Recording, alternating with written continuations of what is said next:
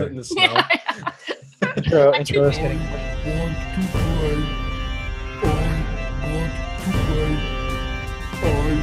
want to play in your D&D game. I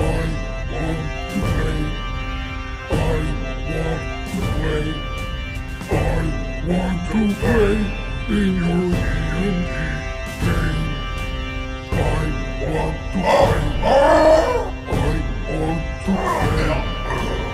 I want to play in your D&D.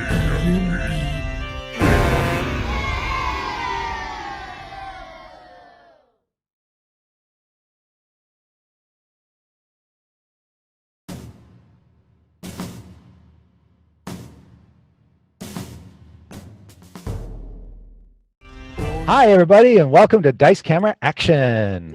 Hooray! Oh, yes. First things first, Anna could not be with us tonight. She has a scheduling conflict, and it's just eating her up inside. We know it. And the conflict was she doesn't like us anymore. Yep. She had a perfect attendance record, and she was determined to keep it, but it just didn't work out this weekend, you know. So, Anna, wherever you are, this game is for you. And also, we have a special guest. Satine Phoenix joins us today. Hi, everybody. Thank you. Thank you for joining us. Thanks for having me. It's going to be so much fun. Yeah. Great. So when last we left the Waffle Crew, they had a close encounter of the Dark Elf kind when Dritsto Erden came to their aid as they were fending off a pack of werewolves. But the party prevailed. They killed the werewolf pack leader, and with some help from Emil and his pack mate Zulika, were able to survive the experience mostly unscathed. And in fact, at the end, those of you who had been turned into werewolves were turned back by Strix's magic. Remove curse spells for everybody. Thank God. Yes. One of the other things that happened last week is Palton and Murderbot became even more tight. And Strix befriended the strangest of beasts, an owlbear, which she has dubbed Hootie McHootface. It sounds cute! Yes, and she fed it an abundance of waffles, and now it's feeling a little kind of sick to its stomach. It's feeling kind of logy. Yes, so new friends being made left, right, and center. The party was gearing up to leave the Ranger Lodge and make a long trek through untamed open wilderness to the dwarven citadel Adbar. Zog Splintershard, the footless dwarf on stilts, needs to get there to deliver a message to the dwarven king Harnoth, and the party has agreed to escort him there. Yeah. As you are packing up your stuff and preparing to embark, Zog begins to stuff all his pots and pans and plates back into his backpack. And as he does, a bunch of stuff he overstuffs it, and it falls onto the floor. And a bunch of stuff falls out of the backpack. One of the things that tumbles into view is a giant diamond. Oh. Now, at cursory glance, give or take, how much do you think that diamond would be worth? At least 1,000 gold pieces. That's all right. And Zog picks it up and quickly stuffs it back into his bag. And then stuffs everything else that fell out into his bag. Strix is just going to make eyes at Dia, like... Dia's just already sweating. Just...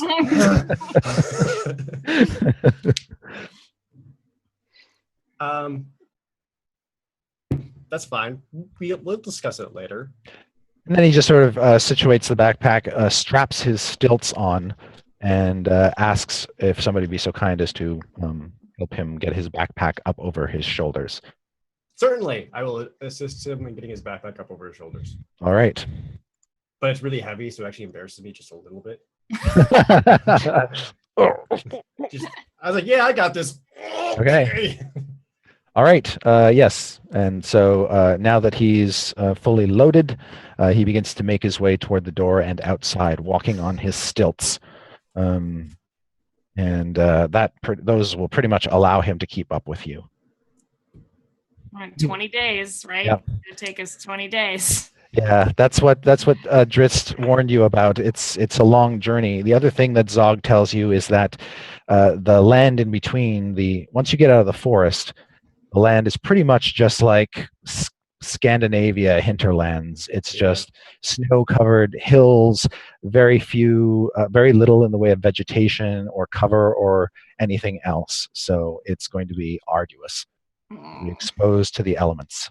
On the bright note, we do have a hut we can sleep in every night. Yes. True. Yes. And we Palton's got waffle the hut. furs, right? Didn't we take them from the orcs? Yeah. Yes. We got our furs. So Yes. You are able to basically combat the cold with the thick layers of orc furs that you're wearing. And at night, when you need to camp, you've got Palton's temperature-controlled dome to live in.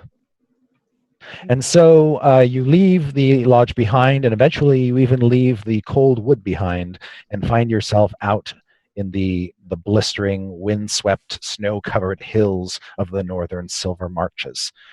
And after a number of days of trudging through this horrid landscape, I would like each of you to make a survival check. Or if you don't have survival, a wisdom check. What do we have? None of those. Yeah. All right. Yeah, you guys are woefully under-equipped to navigate through this desolate terrain. 21. 21 for Diath. I got a 14. 14 for Strix. 13. Okay, and I'll roll for Evelyn because she's with you. All right. And I'll roll for Zog. So between Zog and Diath, you are able to basically agree upon a course that you think takes you in the right direction towards Citadel Adbar, using the distant mountains, which you can see on clear days, to guide you around these hills and valleys and these snowy gorges and other things. The snow is quite deep in places, and you tend to do best when you kind of stay close, make your way, like camp at tops of hills and things like that.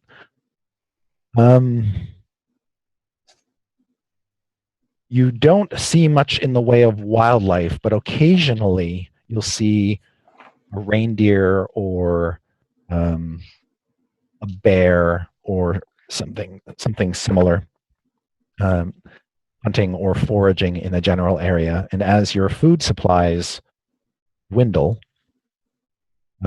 you, after about a week of travel, you probably have to do a bit of hunting or foraging yourself. Now for Strix, that might be, there's a reindeer, fireball. I was just going to say that. Got him. So It's cooked. Yes, at one point, yes, exactly, right. Strix detonates a fireball in the hills, and next thing you know, you're eating roasted reindeer. The owl bear, too. Yep. He's Yeah, like- gotta. And that's the thing. The owlbear consumes a great deal of what you find. Providing for this monster is turning out to be quite a chore. It's the only thing that's keeping him around, really. Yeah, pretty much. The only thing that keeps him from like eating Palton is. Never mind, I'm gonna keep it around forever. Excuse me. And at nights, Palton, when you are creating your waffle hut, are you going to make it? Are you going to allow the owlbear inside it? Are you going to make it sleep outside in the cold? I mean, it's pretty adept to this type of environment, is it not? It seems to. He's cold. He doesn't seem to be suffering in the cold so much, no, but he does provide Strix with some bodily warmth that she's come to appreciate. And if we run out of food, we can eat them. Owlbear steaks are the best steaks. Okay, you can hang in the hut. Yay! Don't you hate it when Strix does that face? But I'm gonna have Murderbot keep a close eye on. Absolutely. Keep a close eye on him. Be like, hey, if anything goes south and that bear goes rogue on us, you mess him up. Yeah. And by now, of course, your suggestion spell has long worn out on Murderbot, yet he is still following you around like a companion. Yeah. My So favorite great. Pokemon. Okay. In your second week of travel, once again, these hills seem absolutely unending. A huge windstorm blows up and basically creates the equivalent of a blizzard as it blows all the snow around. And for the sake of the narrative and for the sake of my sanity, in the course of that windstorm, Evelyn becomes separated from you. What? Great. Was she floating around again? Got picked up by the wind? I told her to keep her feet on the ground with the rest. She was probably riding on Morning Glory to sort of enjoy the horse's celestial warmth. And at some point in the windstorm, when you all kind of lost sight of each other for a deal of time, she must have taken a different track. Damn it. Of course. Not surprised at all. Did anyone notice how long ago that was? It could have been days. Well, let's see. You remember her? She was in the Waffle Hut the night before, so. Okay, real quick. Anyone? When's the last time you heard the word Lathander? Mm-hmm. I don't know. Every time she says it, I just block it out of my ears. Right, same. It's become white noise. I just hear. Maybe we just scream her name outside or something. Are there any babies in the vicinity? Maybe. Oh, No babies. Okay. And you ran out of wine about 3 days ago, so you've been pretty much not thinking about anything else since then. All right, and Everything's awful. do just a quick backtrack, just a little bit. All the tracks were wiped out by the wind. Son of a Evelyn. she was flying. She might not even leave tracks. I know, that's what I'm worried about. She really just got caught up in a windstorm like a paper bag. For what it's worth, No way. I'm sure she's fine. For what it's worth. All right. Well, I know this. She can heal herself and we can't. So yeah, I'm sure she's fine. Are we Right. going to be She fine? can't heal freezing to death, right? Oh, At night- that, dude. Yeah, Lathander can do that. Whatever. Yeah, she would say that her sun god gives her all the warmth that she needs. Her faith. Yeah, I know how actual works though. Look, when we make camp at night, Strix, even if it's whatever simple spell you have, just if you get to toss fire or something into the air to kind of almost like a signal flare. All right, sounds Maybe like she'll fun. see it. Okay. At least to help get her in the right direction back to us. All right, so every night before we rest, Strix will shoot a fireball into the air. Yeah, I'm sure that's a great idea. Yeah. So at 120 feet, the thing just, or whatever the range it just detonates in this huge blossom of flame. And then you go to sleep and hope by the time you wake up, she's with you. When morning comes the next day, there's no sign of Evelyn. But as you make your way onward or looking for her, you see something that you haven't seen in the hills yet. And that is, there is a hill not too far from where you are that has a large tree growing on top of it. You haven't seen anything of this size because of the cold and the windswept nature of this place. Trees you can't imagine grow as big as they do in the forests. And this is not a pine tree. This is a leaf tree, which is even weirder to find it out this far. And you can see it is skeletal insofar as it's lost its leaves, but it's massive and dominates the top of this hill. And it's got a certain bow to its trunk, like it's kind of bent in a weird way. It is very, very peculiar. It's a mirage. I don't trust it. Quick question. Can Strix ride the owlbear? Yes. Excellent. I assume she's sort of been doing that and kind of like hunkered down really low to it, so like the wind doesn't blow her off, and so she can actually kind of keep a little bit of more warmth. Yeah. And plus, it's not the easiest thing to ride on, so she kind of has to lie on it. Okay, good. So as ungraceful as possible. Yeah, exactly. So she's gonna like hold on to the owlbear, like hunker down in the fur, and be like, "Okay, Hootie, go up to that weird tree and see what it is. Everyone, follow behind me." It's actually not a bad idea. We can use the trees as sort of a waypoint. We can try to leave behind a note or something for Evelyn. Because if this stands out, maybe she'll see it too. It is the biggest landmark that you've seen in recent days. And as you make your way up, you notice one additional feature is that while the tree grows at the top of this hill, and it looks like a giant sycamore tree, below it, a little ways, in the hillside is what looks like an old cave. It's not a big cave. You'd think it was probably used by maybe an animal of some kind. At biggest, a bear, possibly like a dire wolverine or something might have lived here at one point.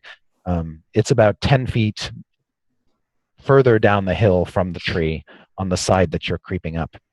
One of the benefits, Strix, of being on the owlbear is that the owlbear is kind of heavy, and it leaves this sort of rut in the snow that the other characters can follow. That's good.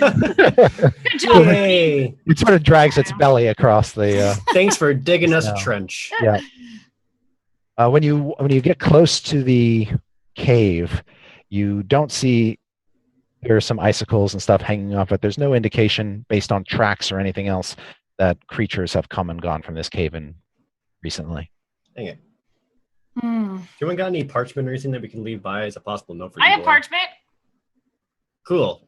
Do you want me to write anything on there for Evelyn or something? Yeah, just let her know where we are and where she can find us, and maybe just help. I'll work with Zog to help give a general direction on way markers that she should follow to make it towards the Citadel, in case she arrives there separately from us. It's about 5 or 6 o'clock in the evening as you reach the tree and start to dig out for a piece of parchment. So the sun is beginning to fall behind some mountains to the east. But it's although it's very cold, you can see the sky is all sorts of colors right now. And what did you want to write out? Oh, she's writing it out now. Rolling it on the parchment. All right. Hold on. A closer inspection of the cave indicates that it goes back about 10 feet. So there's actually quite a bit of space in there. Not big enough for a whole party and an owlbear, but certainly big enough for you guys. But you can also see roots from the tree are breaking down through the ceiling of the cave. So there are roots that you would have to kind of weave around to get to the back of the cave. Okay. Great. Strix will hold up the note.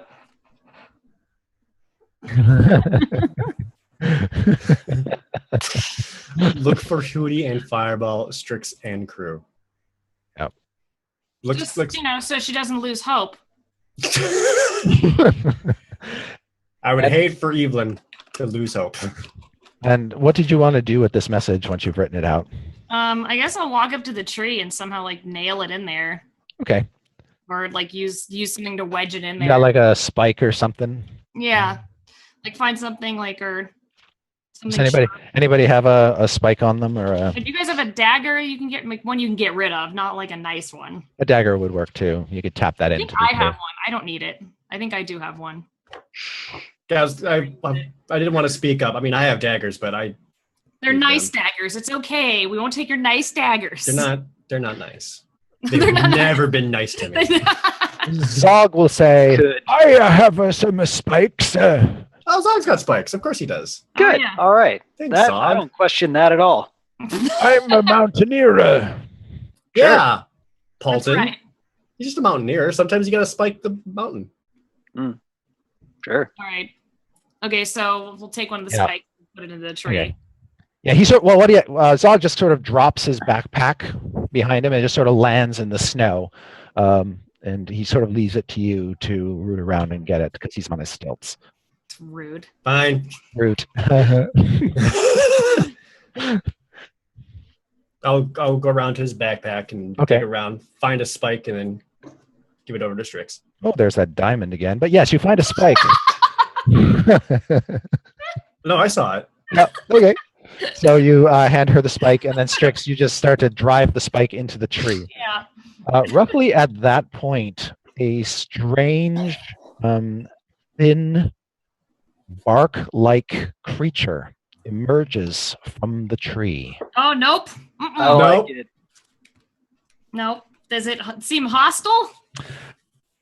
You can see that it bears a slightly female form with these sort of twigs growing out of its head and arms. But the creature has kind of, if it had any kind of greenery or leafiness to it, that seems to have been stripped bare. Test it out with fire. And at this point, we welcome Satine into the conversation. You destroy my home. Who are you? Why are you piercing my life force? Strix is gonna scream and roll down the hill. He just falls down the hill backwards. Upon hearing that, Diaz will immediately reacted, sprint off that way, and just see a tumbling ball of dirt. She runs up to the side of the tree and just starts like mending it and trying to caress it into whatever piercing damage you may have done to it. She's rubbing her face on it and cooing to it. So am I just alone up here now? Did everyone already? It's you, Murderbot, and the befuddled owlbear, and probably Zog, who at this point is just standing probably behind you on his stilts. So you've got some people up there with you, but yes, Diath and Strix have gone trundling down. I look at Zog, I'm just like, it's friend of yours? He says, "No, I don't know what that is." Okay. Murderbot, sleep dart it. All right. Don't trust it. Do I feel their intention? Well, you can certainly hear what Palton is saying, but you don't know what's necessarily sleep dart. Oh no! Belay that order. This is spoopy. All right, Murderbot, stand down. Okay, Murderbot will just close his mouth. We mean no harm. We simply mean to leave a message for our wayward companion in hopes that she could find us soon. Why would you destroy my home? What did In our defense, we didn't know. What are you doing here in my realm? Simply passers by. We're making our way over to Citadel. Is she gone yet? No, Strix. Nope, she's still here. She'll start doing the spider thing in the snow. Just burying herself. Yeah. Burying herself in the snow. Awesome. The owlbear will sort of come galumphing down the hill to see what Strix is doing. She walks up to the dwarf and says, Zardak and Delanis on the river. Zardak and Delanis, who are they? You are like Zardak. I'm Zog, not Zardak. What is happening? Oh. She like looks like kind of smells him a bit and like brushes her twigs on him. He'll take a few steps back on his stilts. You've never seen a dwarf with no feet on stilts before. It is kind of odd. Stilts are made of wood. He obviously made them out of a tree of some kind, but you sense as you touch them that he did not make them out of a living tree, but out of a dead one. So you're kind of happy about that. And he says, "You are some sort of a nature spirit, winter personified." No terror, only peace. Peace in this quiet tree. Yes, peace. That's what we're all about. Should I set the tree on fire? Tricks, no! She like, so there's no leaves around, right? This is There's like, no leaves. They're all buried under snow or gone at this point. And Zog says, "I've never seen the like." I only have ever seen your like once before. Come to the cave and let's stay out of the wind. Red flag. Take a moment. Don't trust it. Share my roots with me. No, And- even more so. Can I do a possible insight to kind of gauge how DS feels about this proposition? Sure. Yeah. Absolutely. Versus crazy wood lady. Yep. Who really likes trees. 19. Okay. Well, she is a very peculiar creature, and Yeah, I don't think it's something I've ever seen before. no, you don't read a lot of expression on her woody features. But that said, whether it's her body language or just a sense that you get, you don't get the impression that it's hostile. Like this is some sort of trap. Okay. Great. Yeah, we'll go to the cave outside of the cold and the wind. Allow me to retrieve our spike and note. Again, apologies for that. We won't put it back into the tree, but we do need those things. She rustles her hair twigs. Right. Okay. We're gonna do that. Cool. At this point, Zog just kind of holds his arms out and just kind of falls back onto the ground and then starts taking off his stilts. Ugh. I guess Strix will climb back on the owlbear and just like peek over the hill, like. Strix, it's all right, I think. I know. She just kind of goes down into the cave walks very slowly and patiently. Okay.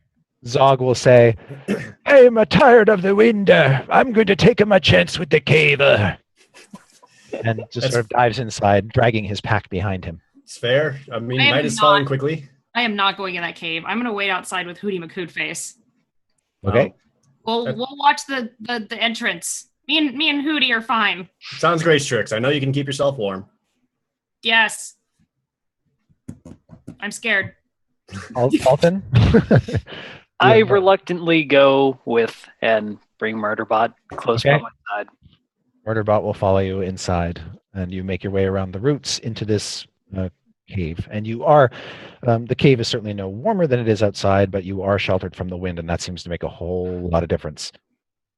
Strix, you're out there by yourself for like 10 seconds, and already you feel 10 degrees colder. I'm going to ask Hootie, do you want to go in the cave? Hootie kind of looks at the cave. You're pretty sure he could not even cram himself into this cave if he wanted to. He could try, but you're not even sure his rump would fit. Oh, Hootie. We'll just pet him. It's too many waffles. Well, I'm not going in there until someone needs me. Right. The rest of you are now all clumped in the cave with this creature who moves gracefully among the roots. I'll still listen through the door, though. So this is so we're all crammed in this tiny cave? Yeah, the cave is about, once you get past the mouth of the cave, it opens up under the tree. It's about 8 or 10 feet deep and about 6-7 feet wide. Like I said, there are roots sort of piercing down through the roof of the cave and sticking into the walls and stuff. So you are technically underneath the tree now. Can I go just outside of the cave and just make a hut? Yeah, if you wanted to move toward the mouth of the cave and create a hut space, you could do that. No, it's unnecessary. Never mind. Okay. I'll deal. All right. I'll deal. All right. She looks around and whoever is closest to her, she touches their whatever skin is showing. I hope it's Strix. That would probably be Zog. Strix is outside. I know. It For just that would have reason. been really funny if it was Strix. Yeah. She just would have passed out. Zog sort of pulls back a little bit at first, but just soft petals, moisten in the summer. Please tell me your tales of your journey to here. Zog says, well, I'm a dwarf prospector. I come from the mountains, but I'm on a quest for Deliver a message to my king. And who is your king? Parnoth. Uh-oh. I heard an uh-oh. He is a great king. He led the forces of Citadel Adbar in the War of the Silver Marches. Oh, sounds fascinating. I have never heard of such tales before. All I know is the stories this one tree tells me. This is all I know. Your tree tells you stories. Well, that's nice. That's so weird. Tell us a tree story and make it a little loud so I can hear it out here. Tricks. She seems to like to yell, that one. Oh, yeah, yeah. it's what she does. Just pay no mind. I heard that. Good. You're so mean. He says, why is you out here? Why is your tree growing out here by itself? Trees Yes. don't grow out here. This is where I grow. This is where I live.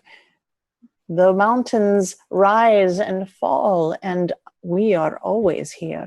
Wouldn't you be happier in a forest? I do not know what it is like with other trees.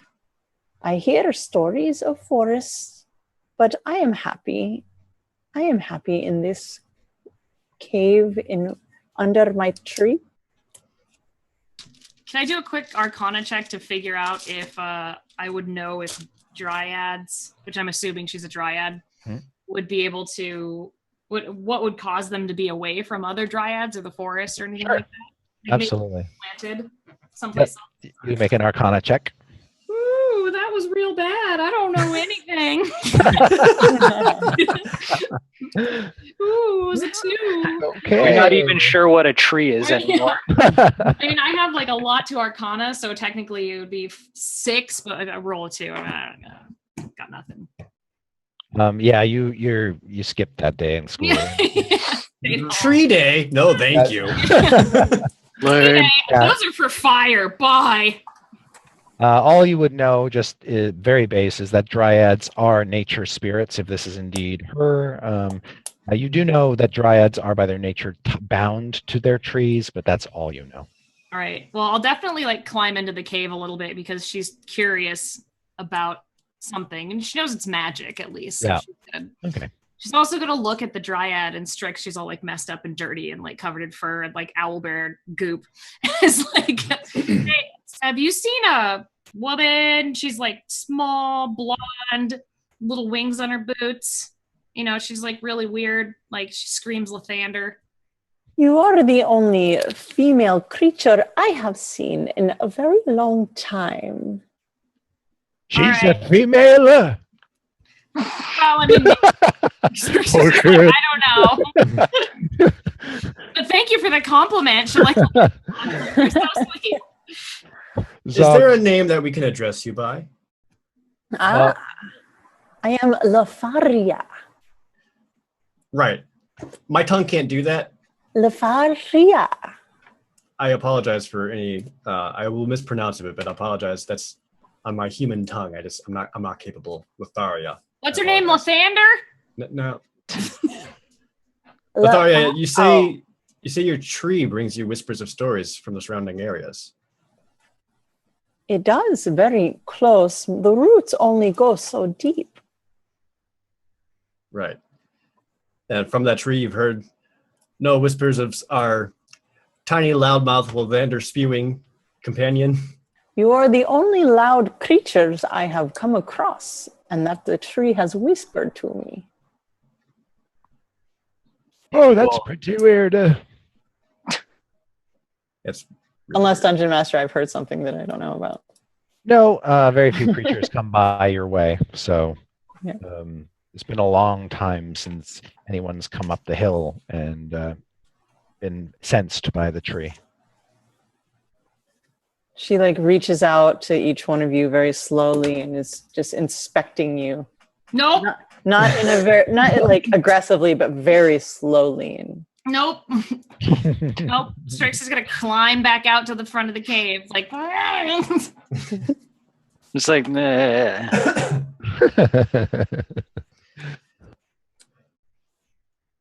Forgive us. We're simply trying to pass our way through and seek shelter for the night. By any chance, would you happen to know what direction or how far we are away from the Citadel and Zog's King? No clue. yeah. Although Lafaria, Citadel Adbar has been around long enough that you do know of its existence. And you do know, of course. Like I've heard stories and such. Yes, some of your experiences are tied to the dwarves of the area and the elves of the area. Both of those old races are more likely to be encountered up here in the middle of nowhere than these humans that you've seen so little of. This is probably your first tiefling encounter. You've never seen a creature quite like Strix before. There is no creature like Strix. And tell me, where do you come from? She says to Strix. Is Strix out? Did you leave already? So she's like kind of peeking it through the door, like halfway, like 1 foot in, or what body in, but still one toe, like out by the owlbear. What are you exactly? You scare me really bad. So who's bigger? Am I bigger or are you bigger? You're probably bigger. Dryads are typically about the same size as human women, so they can be, whatever. Now, you've been living in this tree for a long time, so you probably are a little taller than normal, like maybe 6.5 feet tall. Nice. Strix hunches to the point where it's unacceptable. Yeah. She's like, yeah, she'll just look at you and be like, oh, I'm from Sigil, City of Doors. They're doors. There's a lot of, doors is a loose term. Usually it's mostly just falling in a pit and then going somewhere else. She'll start laughing. You mostly need to know that we're from the lands far south of here, near the Sword Coast, and we've gotten a little wayward in our travels, and we simply seek shelter and passageway home. Well, you are very welcome here, as long as you do not try to harm my home. We would never do such a thing. Safety is in the roots. We don't want to harm your home. We're nice to the trees. Good tree. She just scoots back to the back of the cave and says, rest your leaves here. And then she just kind of sits in the back, but is watching you. Yeah, easy to sleep in that. I love sleeping when people are watching me. I'm gonna be like, okay, I'm gonna make that hut now. All right. Right. So the hut is bigger than the space that you're in, but that's fine. You can still create it underground. It'll be a cave-shaped hut. There will be a hard line where the hut stops, and you'll be in the outdoors again. You can pretty much put the edge of the hut at the edge of the cave. All right, and then you can temperature control it. This is strange magic to you, Lifaria. You begin to sense that this young man is shaping the climate within this small cave to his preferred liking. Am I concerned that it's going to mess with my roots? If it's going to it out? It doesn't interfere in any way with the roots. It does. No, and because you can enter your tree through the roots, you still have access to your tree within the hut. You'd be afraid that this hut might cut you off from your tree, but when you touch the roots, you can still get to your tree through them. Phew. Before it gets dark, I'm going to make sure to walk away from the tree, be like, gotta do a nightly fireball. So I'm just going to kiss. Strix is going to walk over and do the fireball and just go, Evelyn! All right, you hear the detonation, those of you inside the cave, and then Strix comes trudging back. Now, obviously, Hootie can't fit in the cave, so you're just going to let him park outside? Yeah, I'll tell him to keep watch. Hootie, yell if anything bad happens. All right. Lafaria just goes up into the roots and up to the tree and is like trying to protect her tree because she has no idea why there's a fire in the sky. All right. So Lafaria basically grabs hold of some roots and kind of magically disappears. Weird. All right, bye. And you guys can hang out in the cave. And it's a very comfortable surrounding. You don't feel the wind at all, although you can hear it through the energy barrier at the edge of the Waffle Hut. As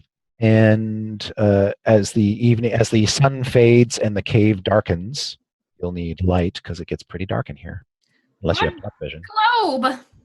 Yes, your drift globe. Oh, yay! Drift globe. It casts all these fun shadows on the walls with all the roots and things, but lights the place up beautifully. Can we make shadow puppets? Yeah. Strix makes Totally shadow can. puppets. Shadow puppets. I'm like, this one is Evelyn. I think she ran away to be with Dritz.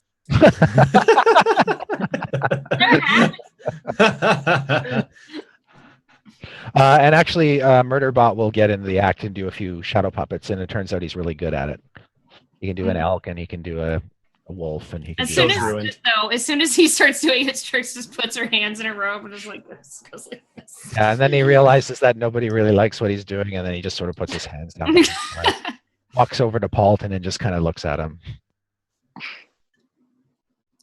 Hey.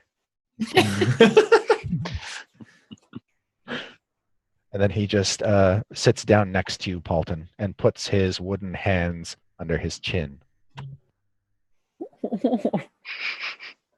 No, do not feel bad for the Murderbot.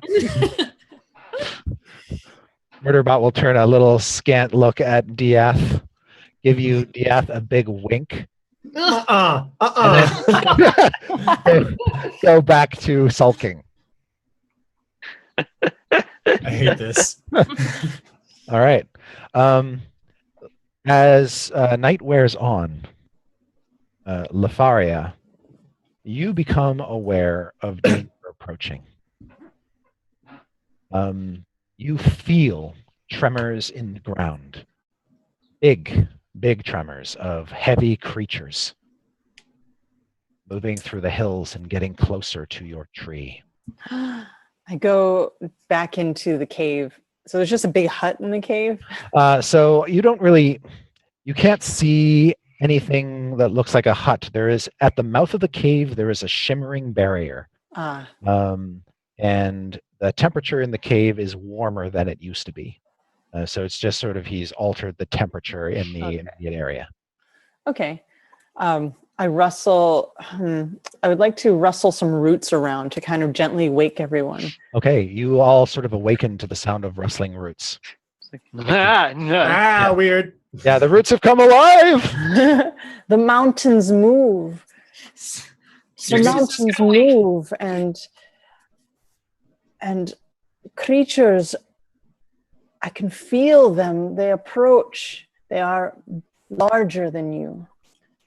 Oh, that's weird because we gotta go. Yeah. At roughly that time, Strix, you can hear that the owlbear is become somewhat agitated. Hootie! I'll go out of the hut and be like, Hootie, are you okay, Hootie? Yep. All right. When you come out, first thing you're sort of struck by the cold night wind, and you got dark vision, so that certainly helps you. The moon is completely obscured by thick clouds, so it's actually pretty dark out here on the hill, even though the snow is pristine and white. The snow does help you, however. You can make a perception check to see what you notice. Oh dearie me. I'm going to give you advantage because Hootie is sort of helping you get your bearings and good. give you a sense of where the danger is. Oh, that's pretty good. 18. Okay. You can see at the bottom of the hill, just starting to make their way up toward the tree, are huge, big, gigantic, enormous bipedal creatures. They stand between, you guess, maybe 16 and 20 feet tall, and they seem to be lumbering up the hill with uneven gaits. Like they're awkward. And they got their bodies, their torsos and their stomachs are much bigger than their heads and their limbs, which seem more spindly by comparison. This is bad news. Let's stick our head back into being big people. We need to run. Yeah, Right? your first guess is that they're either giants or oversized ogres. All right, giants or ogres, both bad things. How many? There's 4. There's 4. 4? I mean, I don't know. That's 4 more than I'm willing to deal with. Can we need to do a leave? Heck this. Palton, kill the tent. Don't signal that we're here. Lafaria gets just larger and just her twigs start agitating. She says, "Shadow hides from the sun. You brought them here. You have to chase them away." Oh, slow down. Whoa, lady. I was just trying to pin a note to the tree. I didn't sign up for this. And now you can start to actually feel the earth tremble a little bit under the weight of these creatures as they draw near. But obviously in the cave, you can't see them. Sweet Jesus. Must protect life. She Can you make something to trip them, tree lady? she goes up into the tree through the Right. She disappears from the cave, crawls up into the tree. Sincere question. How important is this tree to us? Not important to me. Fair enough. It is. But she seems to be a force of good. So we should, No, I agree, but we also have to live. Since when has that ever been a problem?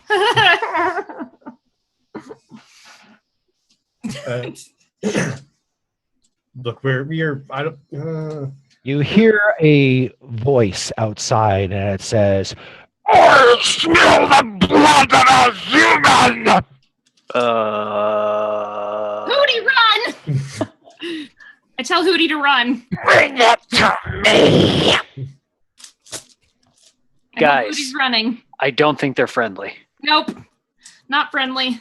Can I see how far they are from where I am? Yeah, when you peek out of the side of your tree, you can see that 3 of these giants are a little bit smaller than the 4th. The 4th is absolutely immense, almost twice as big as any one of the others. And it's at the back, but it's sending the 3 smaller ogres or giants quickly up the hill toward your tree and the cave. Mage armor for B. They're about the 3 that are clamoring toward you are about 50 feet away from the tree. Mage armor goes up. We need to get out of this cave. I would like to entangle the first one. Okay. So let us roll initiative. And Lafaria, you're +1 on your initiative roll. And we'll start with you. 11. 11? Yes. All right. Strix? 10. Okay, and I'm going to assume the owlbear is going to go on your turn. DF? 13. 13. And Palton? 14. 14. I'm going to assume Murderbot goes on your turn. And Yeah. Zog is a 6. Okay, so Lafaria, you cast your entangle spell, and he needs to make a saving throw.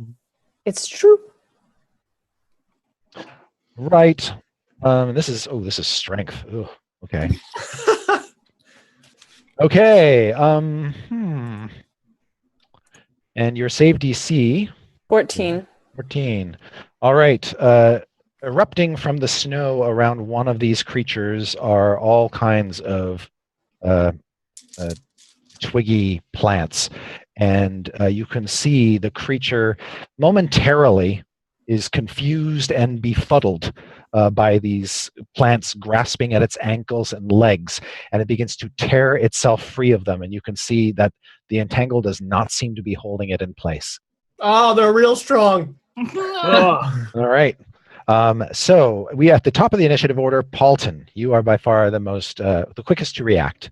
Okay. Could I possibly have an inkling of if I think they're dumb? Well, Well, they're already strong. They can't be both. You really can't. You haven't really. You've only heard one line of dialogue. And you haven't seen them or gotten any other information. Okay, how far are they? Now, one thing you would know probably is that if they are ogres, they are probably dumb. Okay. How far is so there are four, and then one instructed the others to go get us. Within your cave, you heard one scream at the others to go get you. You can't see them at the moment. You can only hear them getting close to you. If I were to peek out of the cave, would I be able to like kind of see without using much movement, or? Yes. Were you to fully emerge from the cave, your Leoman's Hut spell would end.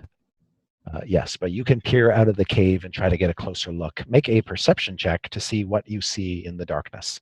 Cool. Because you do not have dark vision. That would be a 19. Oh, very good.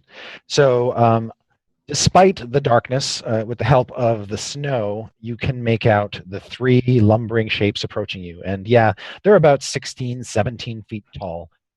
You can't make out skin tones or anything, but they got kind of Neanderthalic postures. They look like they're not wearing any kind of armor, just kind of like loincloths and carrying big chunks of tree that they use as clubs. Oh, great. They're sort of dragging those up behind them as they make their way up through the snow toward you. And how far are they? Ish? They're about 50 feet away. Okay, and I only see those three? You can make out a larger shape, about 70, 75 feet away behind them, about 75 feet away from you, nearer to the bottom of the hill. Okay. Would I be able to go invisible and do some movement in the same turn? So you've only used maybe about 10 feet of your movement. So you can use your invisibility and then use the rest of your 30-foot movement to move another 20 feet outside of the cave. Okay. But it's snowy outside, right? It is, and a lot of the snow around the cave has been disturbed already because of the owlbear and your party. So cool. So I'm gonna go invisible, and I kind of want to make my way toward the figure that isn't really coming toward us. Okay, so kind of circumventing around, like a wide circle to get toward the back figure. Got it. So the rest of you see Palton just vanish, and then moments later, the waffle hut disappears or dissipates, and you can sort of feel the cold come in now to the cave once more. It's like, ooh, man, it is rather chilly out this evening. And then you hear Palton pad off, and he disappears and he's gone. And yeah, so Palton, you can make your way around the owlbear and start kind of heading down the hill toward the big creature without putting yourself right in line of the ones coming toward you. Cool. And then DF, what do you do? All right, so how thick is the snow on the ground around here? It varies. Here at the top of the hill, where it tends to get blown around more, you're looking at about a foot. Okay. Down toward the bottom of the hill, it's more like 2 feet. Oh, we're not outrunning this. That sucks. All right. So, but we're kind of, so they're kind of approaching up towards our hill. Yes. All right. Great. All right. I can't really do much at the moment other than I'll exit the cave and get onto the. I'll exit the cave and kind of get onto the top side, but store near the entrance and just pull out the sword, just being like. Okay. That puts you roughly within about 5 feet of the big tree as well. Great. And as I described, the tree is quite immense. It's about 60 feet tall, right to its crown, and then it's all just bare limbs. Great. I'll be here for now. Once you get up there, you can see Lotharia sort of protruding out of part of the tree trunk. Looks like she just finished casting a spell. That's a good thing, probably. All right, and so you're set, and then. Oh, really quick! I forgot to ask: is it too late for me to give to retroactively give Murderbot like a standby command? You sure can. Okay, I'm just gonna tell him if something gets too close, then just do it. All right. But you want him to kind of hang out in the cave? Yes. Okay. All right. So Strix. All right. So I'm going to. I'm in the entrance to the cave right now. Yes. I'm You gonna saw, try. you saw Palton turn invisible and disappear. Right. You see his footsteps kind of run off in a direction. I'm gonna try and make it to the tree, Okay. and ask Lenotha. Nailed it.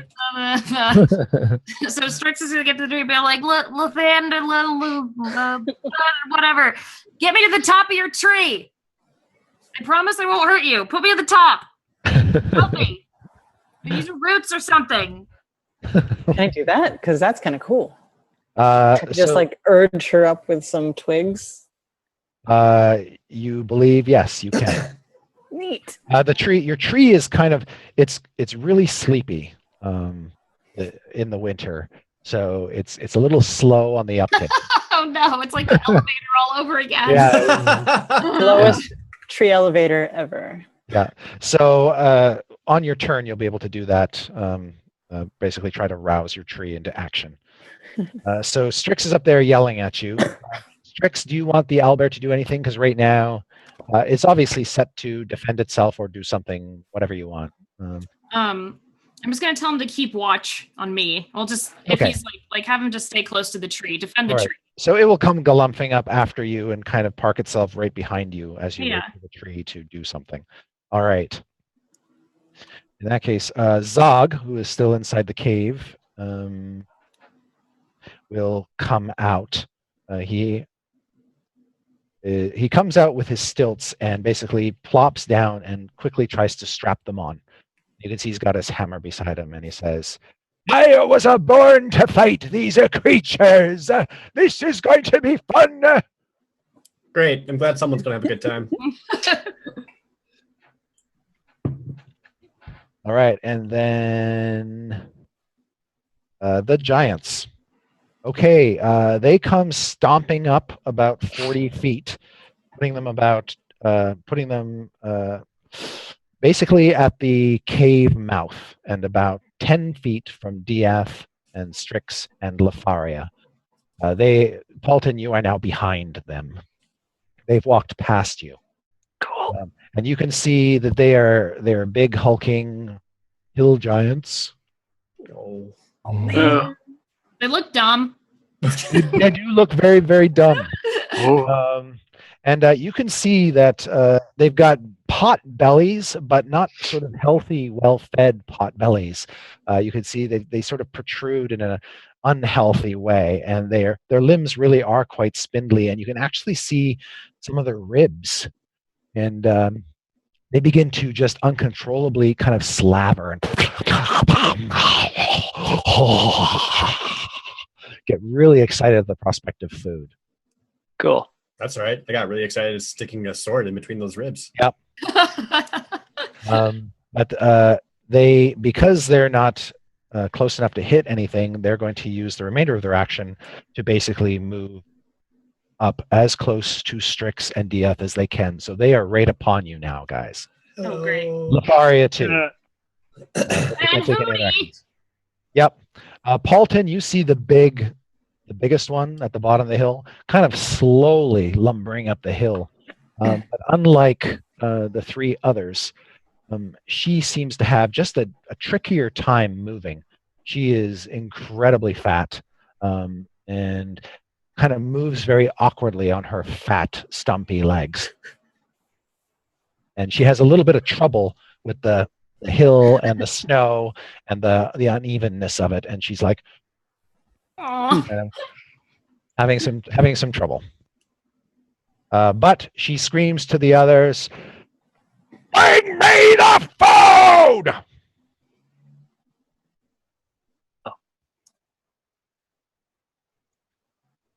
Maybe if we act real silent, they think we're not here. And then she shouts, "I'm hungry!"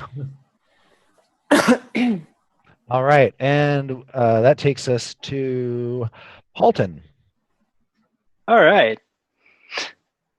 Well, we have a lot to think about here. Yep.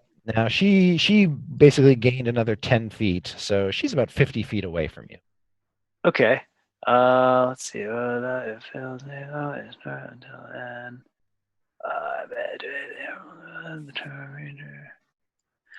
Okay, so she gained some distance. How far is she from me at this point? 50 feet. 50 feet. Yep. Okay, I'm going to move 20 feet toward her, Okay. and then I'm going to.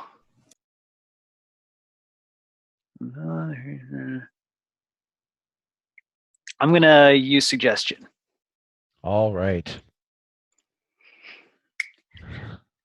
Da-da-da-da-da. So, what are you going to suggest? What course of action are you suggesting? I'm going to suggest that we are not nourishing but tarnished, disgusting creatures that would only make you sick and are not delicious or fulfilling in any way. You'd be wasting your time and energy. You should hunt other things elsewhere. Okay. Find your food elsewhere. It'd be a bad time. You're not part of your balanced diet. Okay.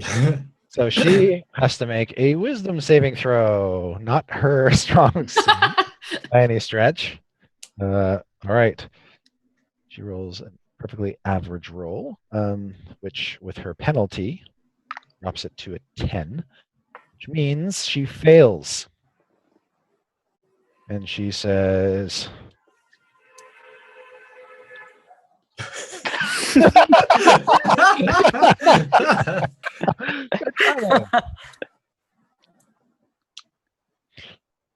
she says, "Oh, but I'm so hungry! Ah!"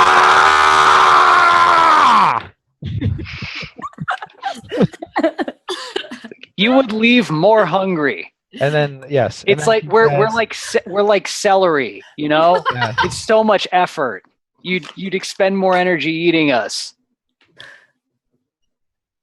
Excellent. All right. So Diath, you hear this bellowing from further down the hill, and it follows up, and she says, "Don't eat them! They're bad! Bring me the tree!" Oh no! Not the worst outcome. All right, and Diath, you're up. All right. I do kind of a.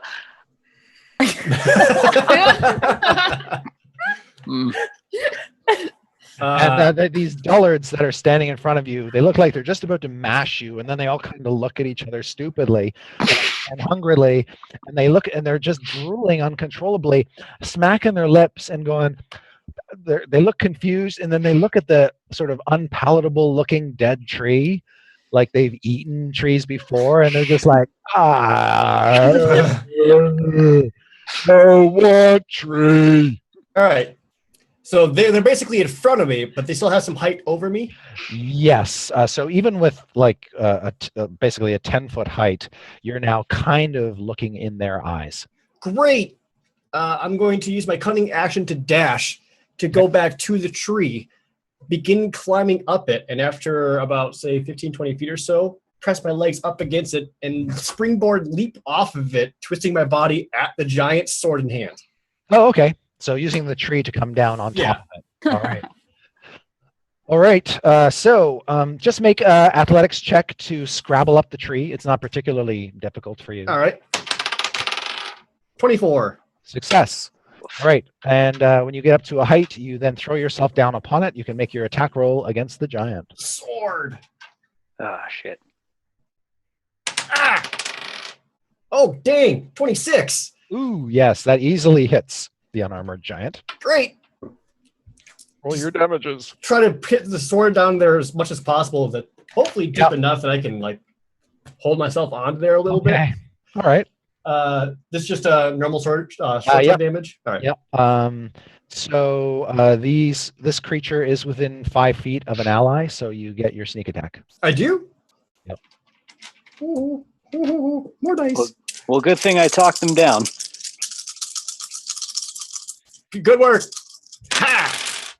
Oh, that's a lot of sixes. 6, 12, 14, 15 plus 4 is 19. Oh!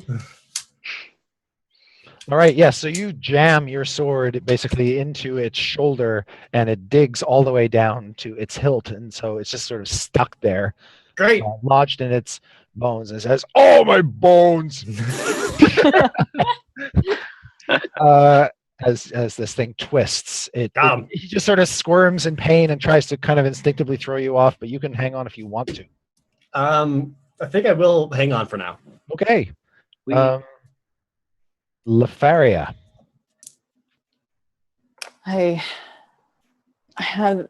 She starts singing this this cry. It's like a sad noise song situation, and basically the one of the two that is not being attacked, she wants to fey charm them. Oh, okay, great. And she's singing a song to it, and just like, I don't know if dryads can cry, but it sounds like she's crying this song of like her love of the tree and how deep her roots have grown, and how all she wants to do is to protect the life of her tree. Okay. Now, under normal circumstances, your fey charm would only affect a humanoid, which this creature technically is not. It's a giant or a beast. But I am going to let you attempt it. Technically, it says up to 3 beasts can be charmed at a time. Is that all at once? Or is that... that means you have to do them one at a time, but you can have as many as 3 charmed. But the giants are their own class of monster, whereas beasts and humanoids are a different class of monster. Gotcha. Like a beast is like a bear or a wolf. Humanoids are humans, orcs, elves, other small types. But I will allow this.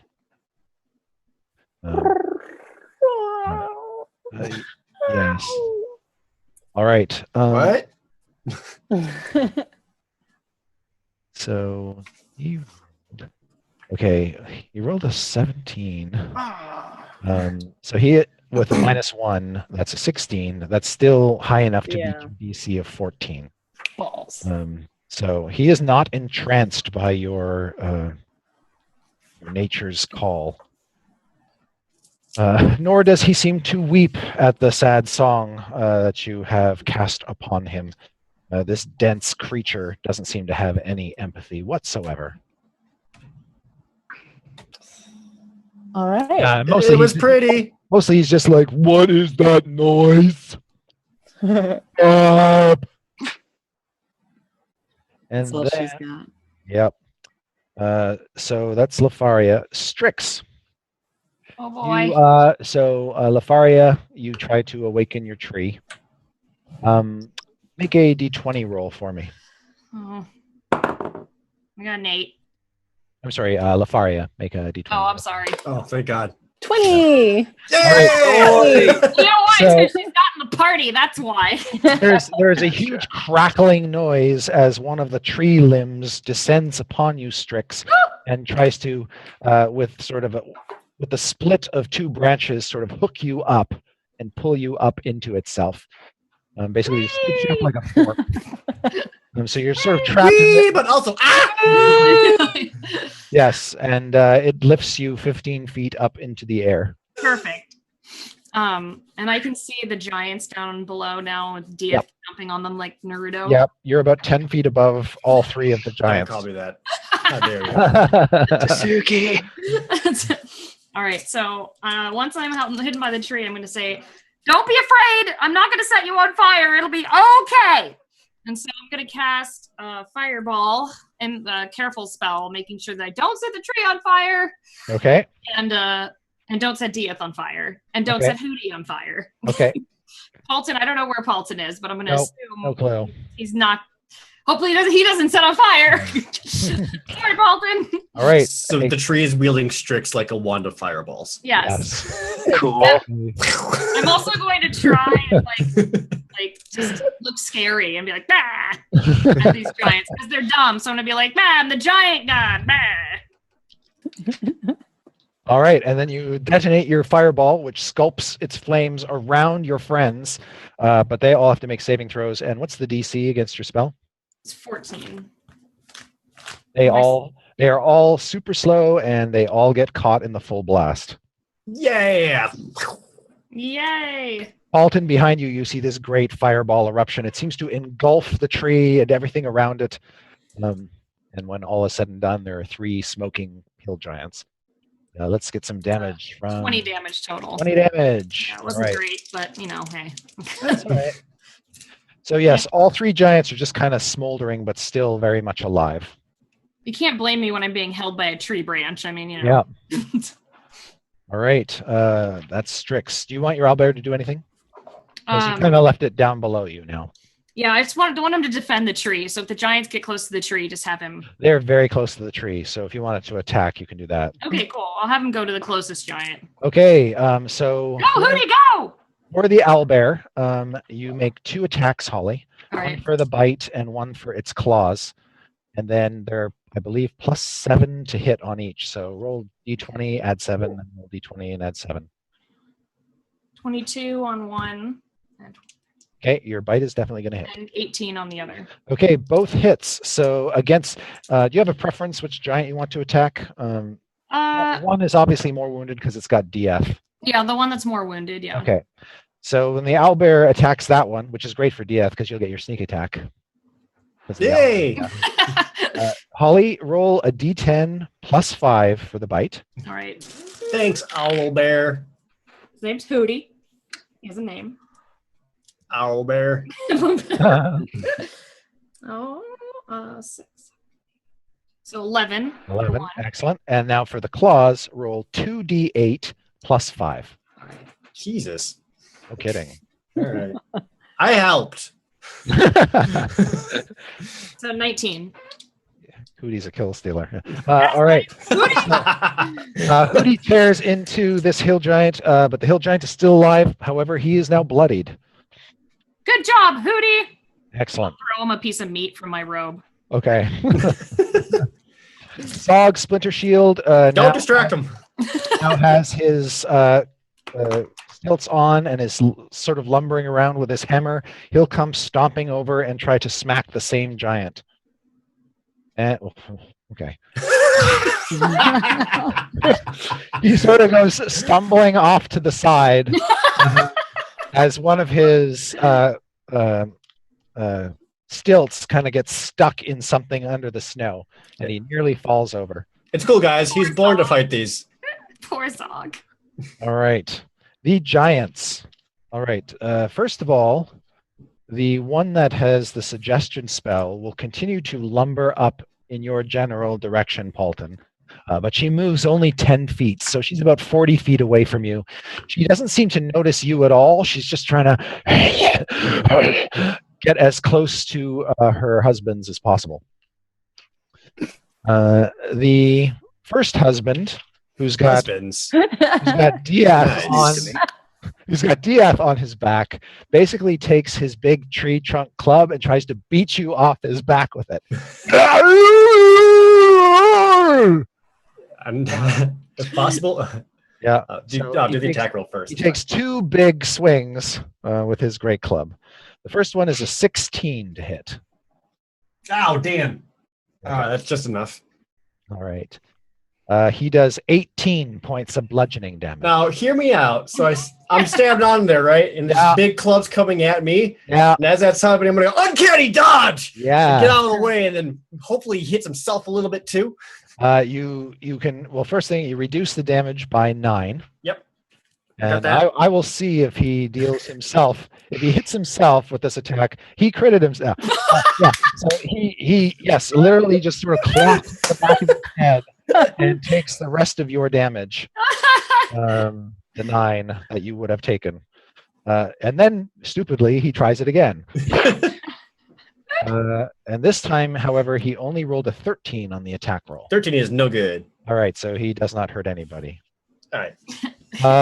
The second one is going to turn and try to beat on the owlbear. Hootie, no! That's attacking his his bud. All right. Yeah, so Hootie has got an AC of 13. And let's see how it goes. He hits him once, and he hits him twice. Hootie, no! So your owlbear just gets absolutely pummeled. Oh, no! But I do hear tenderized owlbear meat's delicious. Yeah. Shut up! Your owlbear just took 38 points of damage. Oh my god. Is he still standing? Yeah, but your owlbear is very wobbly. Oh no, Hootie! Oh no. No, I actually do kind of feel bad. I know it's for dinner. The third one actually listens to its mate and goes over and attempts to push over the tree. Can I use a hellish rebuke on that guy? Not threatening you personally, so no. Darn. No. It makes a strength check. Oh. Its roots are strong. Its roots are strong. Yes. As it pushes against the tree, you hear cracking noises. And the tree shudders and shakes. Strix, I would like you to make a dexterity saving throw. Oh yeah, my favorite stat. Oh cool. Yep, I got a 5. Okay. You slip and fall out of the tree's grasp as it is shaken. You're basically dislodged, and you land and take 9 points of damage as you hit the. All right, not too bad. No, the tree's wand of Strix. The snow somewhat reduced the damage of your fall, so that was good. Not too bad. I'm sorry, did I say 9? I meant 3. Sorry. Oh, even better. I forgot to give you the reduced damage. So, but you land kind of face first in the snow. Well, that's normal. All right, but the giant did not push the tree over. He just gave it a good knock. Sounds like some roots might have snapped, but that's it. And then the initiative turns to Palton. Okay.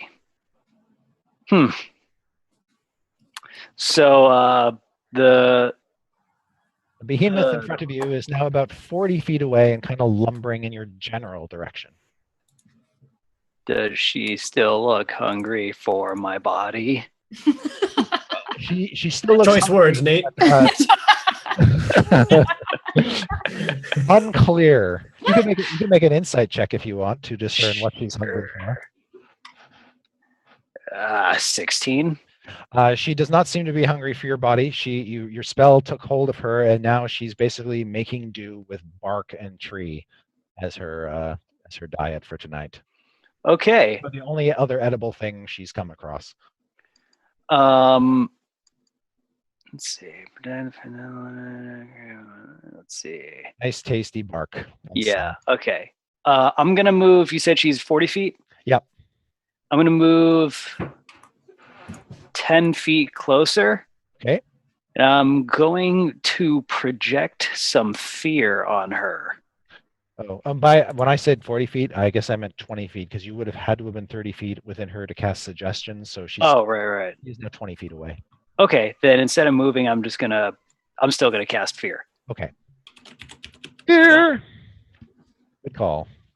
Yeah. Alrighty, so she has to make another saving throw. Mm-hmm. And she sucks at wisdom saving throws. She fails. Yes. So project a phantasmal image of her worst fears. It's a salad.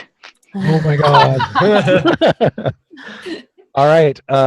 So she drops her club and looks instantly frightened. She's like, "Aah!" You all hear this horrible scream from further down the hill. It's like, yeah, that's right. You're like, right here, baby. What did Palton do to her? All right. Okay. Yes. So she starts to tremble and jiggle in horror. Cool. And do I have any moves left to make my way away from her? Absolutely. Okay. I'm going to start heading back to the tree. Okay. You start to make your way back up. I feel like I've messed with her enough. I should leave. Dieth, Yes. You are still perched precariously on this giant that you stabbed. Okay. So I imagine that when I did the uncanny dodge, I just kind of dropped down and held onto the sword with one Yep. arm. So I was kind of dangling in front of this giant. So I just grab one of my daggers and then just stab it into him whilst hanging on from my sword. Very good. That looks cool. With that owlbear nearby, yeah? Yep. Right in the juice, right in the tender bits. Okay. Where exactly are the tender bits? How good is a 10? If that's your total, that's not good. This hill giant, although he is unarmored, his skin has a certain thickness to it that you're not able to penetrate, Well, even in his tender parts. even when I use the daggers for melee. Okay. All right. So not much luck there. Nope. You want to keep hanging on? All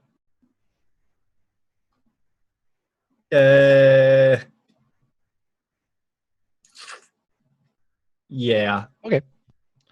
right. Lafaria. The closest giant to you is the one that's pushing on your tree. Okay. Oh my goodness. She's gonna actually. Yeah. She's going to bark skin.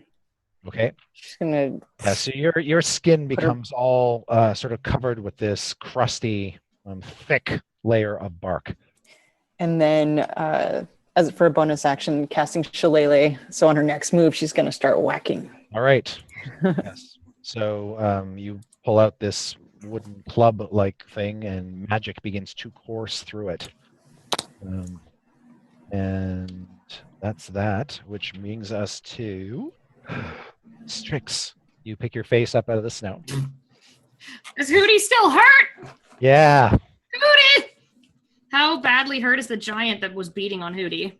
Not got singed by your fireball, but still has quite a few hit points left, you imagine. All right.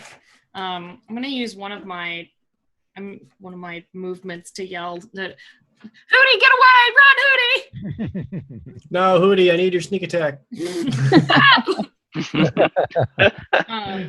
And then Okay, Hootie disengages from the giants and begins to trundle down the hillside. all right, good. I'm gonna hit that giant with a magic missile. Okay. I'm gonna make it a higher spell. All right. I think is how many? You get an extra missile for each level higher you cast. it. Yes. So I think I get a total of 5. Sounds well. Yeah. What level are you casting at? Third? Yeah. Yep. Okay, so we get 5. All right, cool. So I'm gonna missile that guy. Boom, boom, boom, boom. So you roll 5d4s and add 5. So 11. Did you add the final 5? Oh no. So Okay, 11. so 16. Yeah, 16. Okay. 16. Boom, boom, boom, boom. All right, it is peppered with magic missiles and looks more damage than it did before. Excellent. Oh no, I already did my other action, so I'm good. Okay. Zog Splinter Shield will lumber over to the one that's fighting DF and try to whack it with his hammer. Good grief. Okay. Thanks for coming, Zog. He rolled a 3. But the good news, DF, is he is close enough to be engaged with the giant, so you do get your sneak attack. Great. So Zog's giving you something. Chris, really quick, as the chat has so calmly pointed out, Murderbot might want to do something at some point, perhaps. Potentially. You don't have line of sight to Murderbot presently, so he's just following your orders. Fair enough. Just hanging out, defending himself above all else. So next up that was Zog. So it is the giants. So Palton, the one who hates you so much, will try to bash you with his club again. He misses with his first swing. He rolled an 18 plus 8, so 26 with his second swing is definitely going to hit you. I assume you're going to use your uncanny dodge. You take 21 points of damage. If you want to uncanny dodge that will drop, I want to dodge drop that. to 10. Okay, You take so 10. my uncanny dodge will just be letting go from the sword and dropping to the snow. You can take the sword with you. Really? Yeah. I would love that. Okay. Yes. 10 points of damage for you. Still ow. The one who was attacking Hootie will also try to bash you, Great. missing with the first swing, Ugh, too fast. critting you with the second.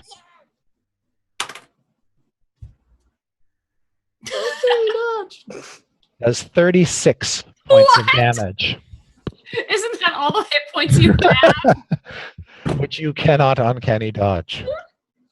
So yes, it just absolutely crushes you. Just hits you like a golf club. How far does he fly? How are you doing hit point wise? What hit points, Chris Perkins? Are you out of hit points? I am well out of hit points. Yeah, In that case, yeah, you he just just is slugged away unconscious and it just sounds like the giant hit a pumpkin. Shit. And Diath goes absolutely flying about 10 feet through the air and kind of disappears into the snow down the hill. Oh man. The other one continues to, well, actually, now that you're there, Aria, and he can see you brandishing this club, this other one is going to attempt to grapple you, just grab hold of you.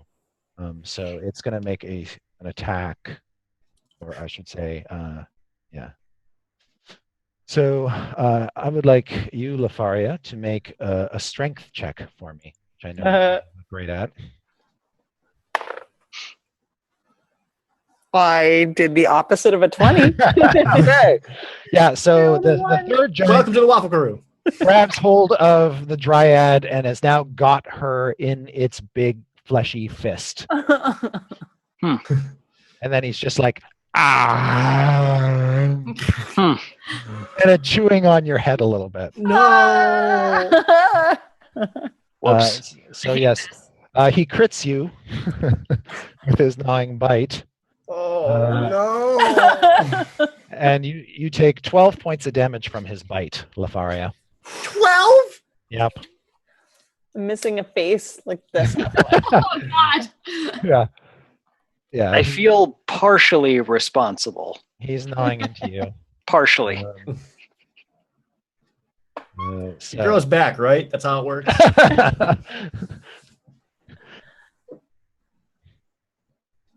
Only in the spring. Yes. Make some crunchy noises. Okay, so that might leave a mark. The big lumbering one immediately turns around, Palton, you see, and starts to run back down the hill. Just this huge bulking mass. Just and actually, she probably even falls and just kind of rolls down to the bottom. I feel bad for her. Oh, okay. Scurry salad! Balsamic vinaigrette! All right. So she's now down at the bottom of the hill, lying on her back, little feet and arms kicking. No, don't feel sorry for it. She'll get up eventually. The next action is Palton. So you are hastening up the hill. You can certainly get up to the three giants that are up there standing near the cave and the tree, if you so wish. You can also get within sight of Murderbot, if you so wish. I'll go to Murderbot. Mhm. See what he's up to. How's he looking? Oh, he's fine. He's tucked in. He's just inside the cave, kind of looking out. Phew. Okay. So he doesn't see you. Thank God Murderbot's Well, okay. actually, you're visible now, so he would see you, and he just kind of waves. Are any of the giants in his line of sight? Not currently, no. He'd have to come out of the cave to see them. All right, I'm gonna be like, all right, let's go. You got killing to do. All right, he comes out of the caves, looks around, sees the giants. So first, I'm going to. Are either of them looking particularly like messed up or? There is one giant who looks quite bad off. He's got some bleeding. He looks a little stabbed. Yeah, he's got a gushing wound in his shoulder. Has been somewhat seared by flame, and has taken some other damage from bites and scratches from the owlbear. Okay. How far is he? He is about 10 feet away from you. Okay. You could go right up to him if you so wished. Okay. If I were to thunderwave him, would that hit anyone friendly? It would. The only one you could do it so it wouldn't hit Zog. That's the only one you might hurt. You can Okay. orient it so it doesn't hit him. Okay, I'm going to do that, and I'm going to cast that at level 3, if I may. Okay. That's a Constitution saving throw. He's going to make the save, so he's going to take half damage from your Thunder Wave. Okay, so that's going to be 48. Halved. Yep. So Big numbers, big numbers, big numbers. Bam. That's a good. I heard it. half of 23. Okay, so 11. All right. He seems to withstand that and is still alive. This blast of thunderous sound washes over him. He puts his arms up to his ears.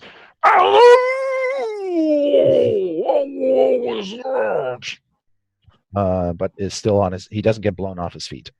Cool. I'm going to tell Murderbot, like, that one. Get that one. All right. Murderbot opens his mouth and a dart flies out and tries to stick this guy. He's going to hit with the dart, so it kind of sticks in his bum. Cool. And now I have to roll some poison damage. It's cool. Murderbot's poison dart was more successful than my dagger stab. Right next to him.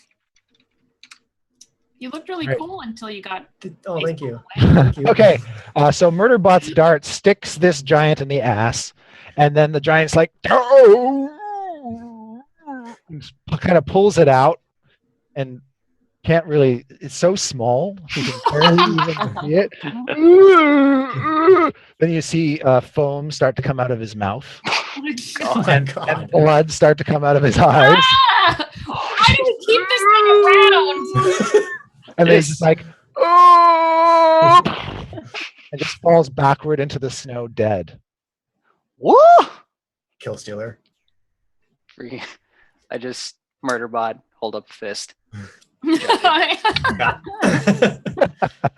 All right, and that's Palton's turn. DF, Hi. you are making a death saving throw. I sure am.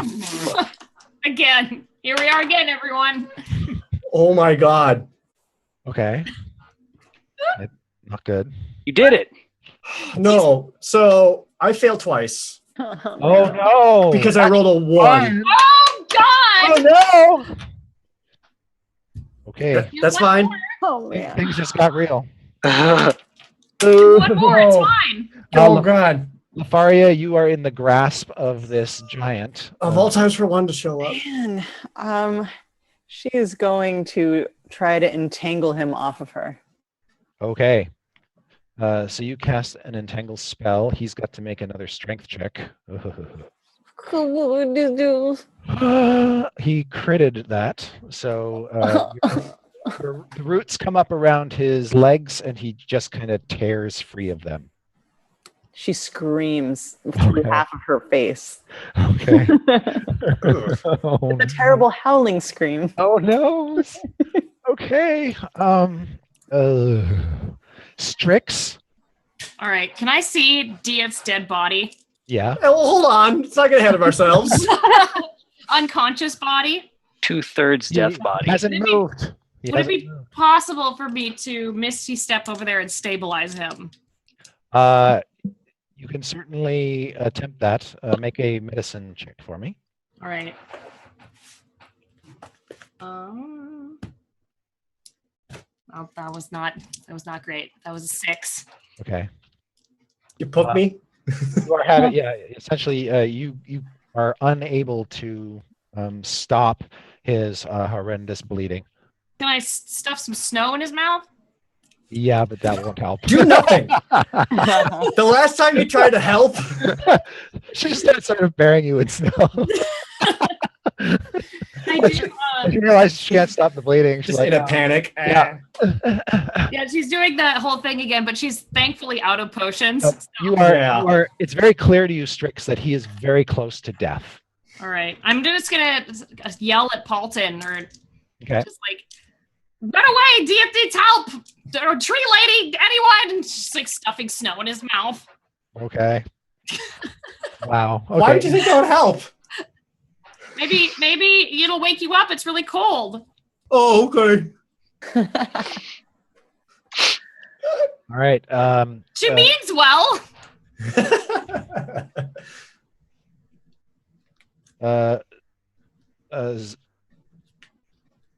Zog will let's see. His opponent is just got felled by Murderbot, so he'll turn on the one that has Lefaria in its clutches and attempt to whack it with a hammer. And this time he is successful.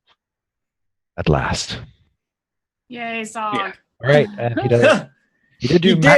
He did do maximum damage against it, so he certainly gets that giant's attention. That's good. And then it is the giant's turn. All right. So there are two giants over by the tree. One of them just golf clubbed Dieth into oblivion. He is going to come after you, Palton. Hello. And bring his big mallet down on you. His first attack misses, hits the ground beside you. He then lifts it up and tries to smack you again, rolling a 19 total on the attack roll. Yeah, that hits. Which will hit you. And he does 19 points of damage to you with that hit. Oh, okay. So that gets your attention. Oh, okay. Right. Lefaria, the one who is holding on to you, will now just sort of stuff you fully into his mouth. Or try. He does not succeed. You're fighting and I grow extra branches out of my head. So like, and they're real pointy. Okay.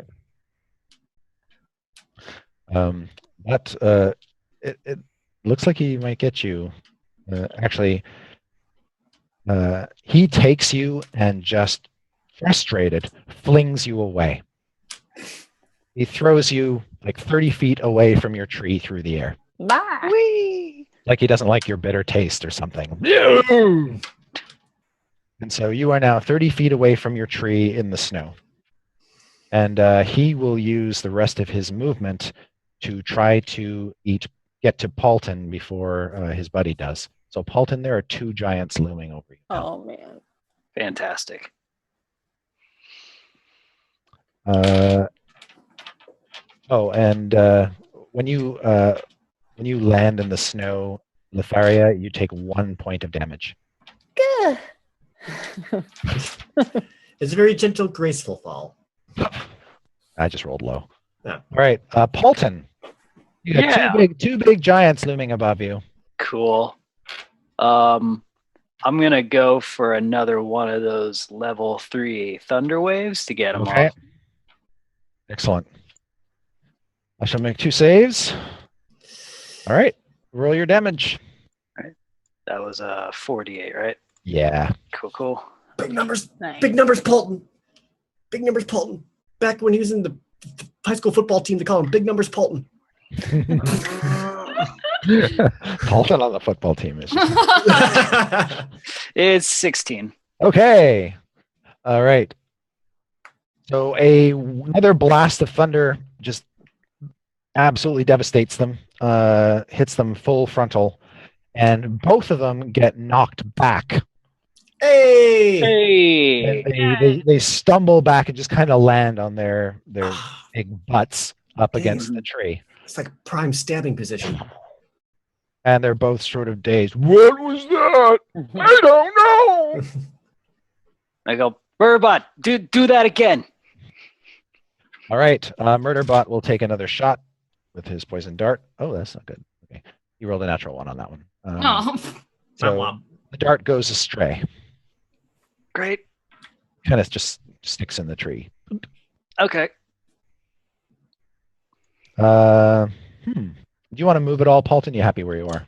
You're about, since you blew them back about 10 feet, you're about 15 feet away from them.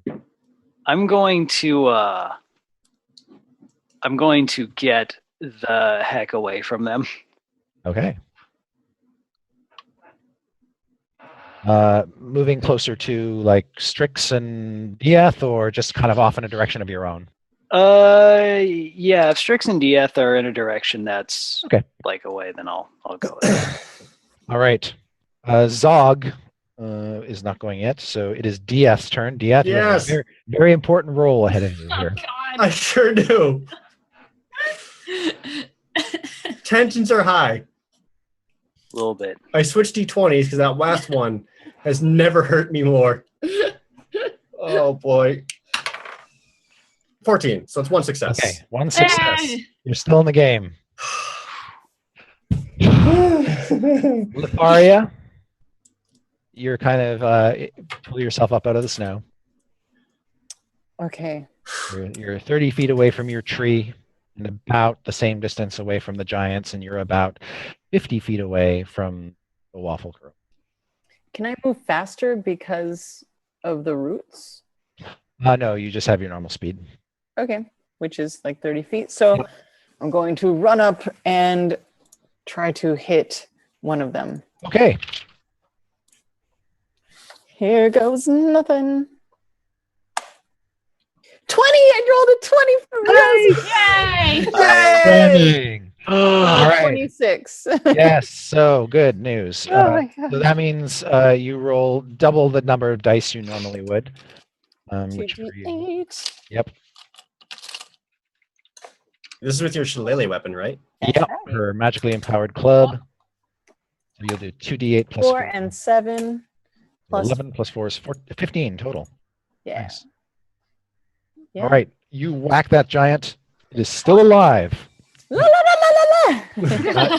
You got its attention. All right, which may not be a good thing. Strix. Okay. Obviously Dieth isn't waking up even though I stuffed snow in his mouth. Okay. I don't understand. It's foolproof. You know that you weren't very helpful in staunching his wounds last time. You can try again if you so wish, or if you have any other kind of healing. Well, no. Of course I don't. Why would I? There's Evelyn. You need her. Well, it seems that so the giants are pretty beat up, at least a little bit. Yeah, they're currently recovering from being thunder waved. And they're prone, so they're on the ground. Yeah. Kind of prone. Yeah. You don't All get right. you don't necessarily get knocked prone, but yeah, basically they kind All of right. landed on their I'm gonna butts. try and stabilize Dieth again. Okay.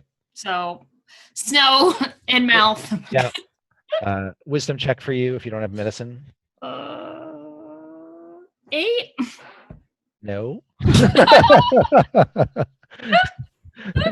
Worst stabilizer ever. It worked the one time. Okay. And she's getting some leaves now. She's like, leaves? Oh boy. Okay. Zog is going to break off his attack on the giants and come stomping over. And he'll just sort of let the stilts carry his body weight over so he falls near Dieth. And so he can at least try to stop Dieth bleeding out. Church will be like, there's lots of good snow around here. Hear it, it'll help. He just shakes his head and starts like tearing strips off to like staunch the wound, tie it around. He rolled a 16, so there you go. Strix is like, wow, you know what you're doing. So impressive. The giants pick themselves back up. Cool. One of them is going to turn on Lefaria. And he is going to try to smash you with his great club, Lefaria.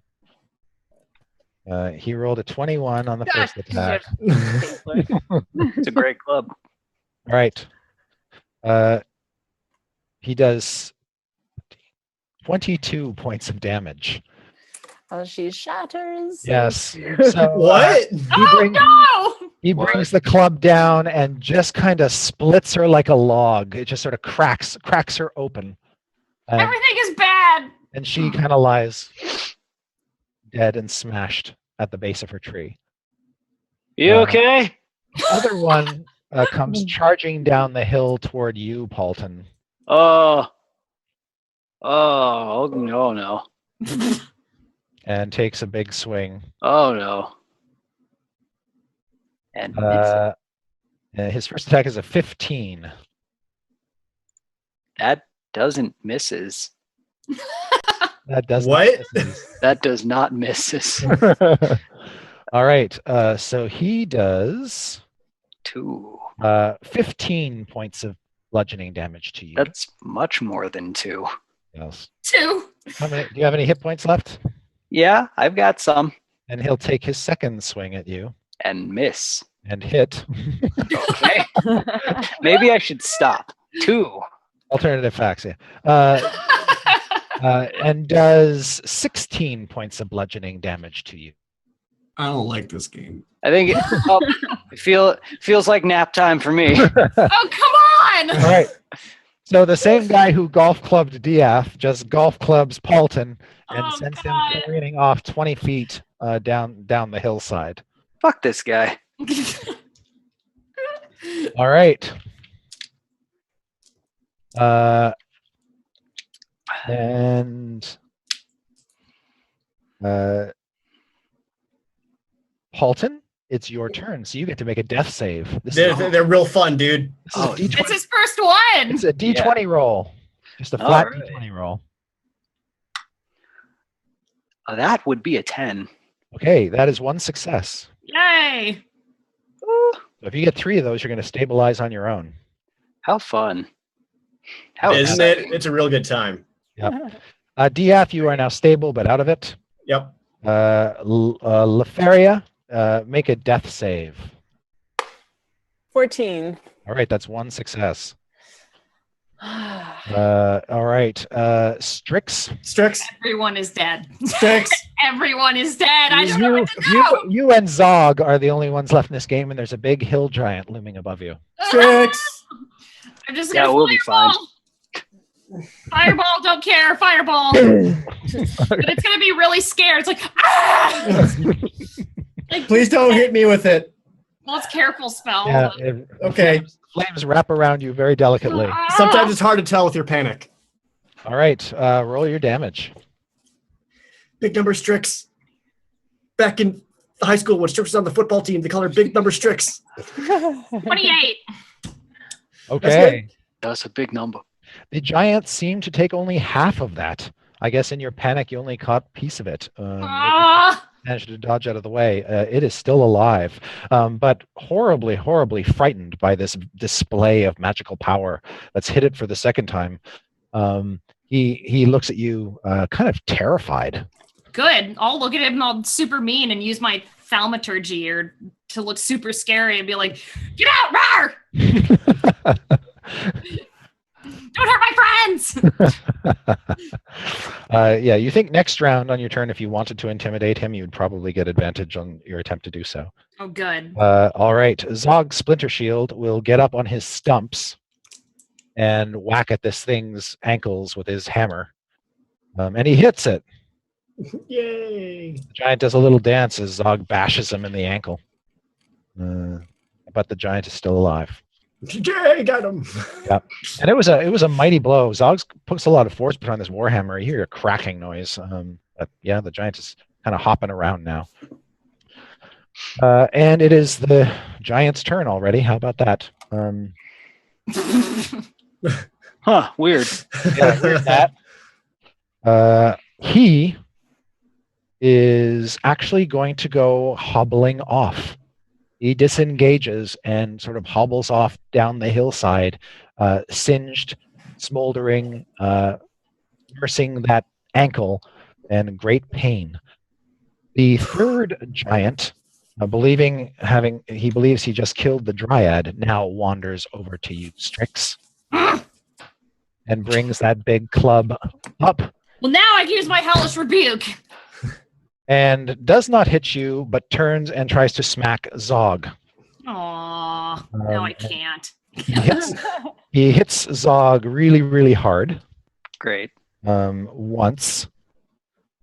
Oh!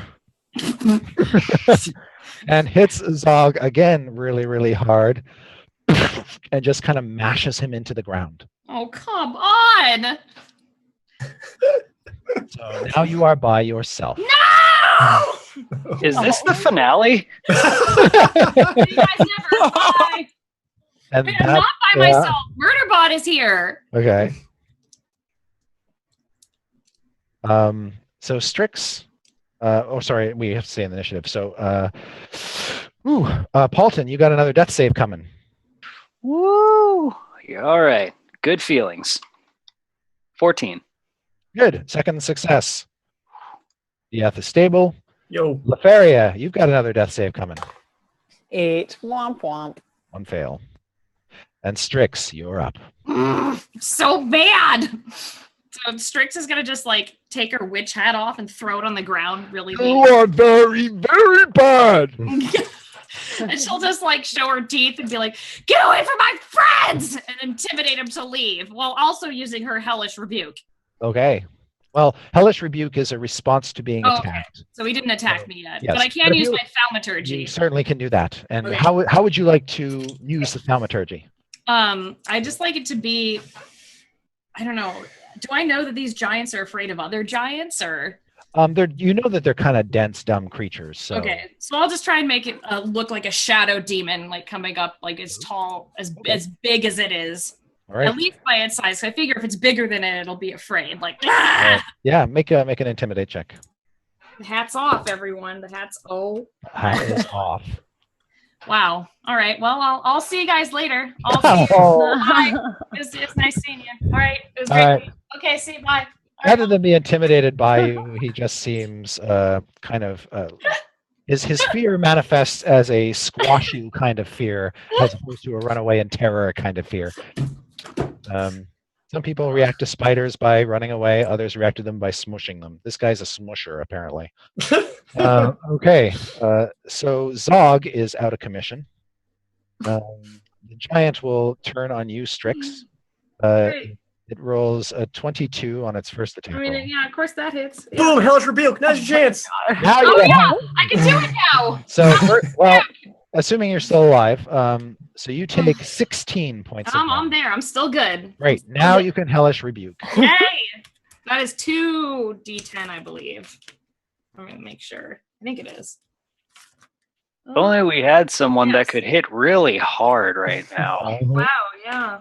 Oh. We did, providing the right Okay, circumstances. 17. That for didn't hellish wander rebuke. off. If you have a higher level spell, you can burn that slot and get an extra D10. Oh, I do. Yes. Okay. Cool. So 17. Yep. Plus. Oh, okay. 14. 17 plus 14. Yes. All right. You light it up. It is engulfed in flames, and it kind of does a little running around ablaze. Oh, and I remember too, I was going to have advantage for that check. I didn't use it. I just got a 1. Can I just roll again? All right. Okay. And the giant is still alive, but in great pain and currently on fire. Seems to be the theme today. The giant is still alive. They are nothing but bags of hit points. Oh, before I forget, as he is wandering around on fire, you hear a little sound.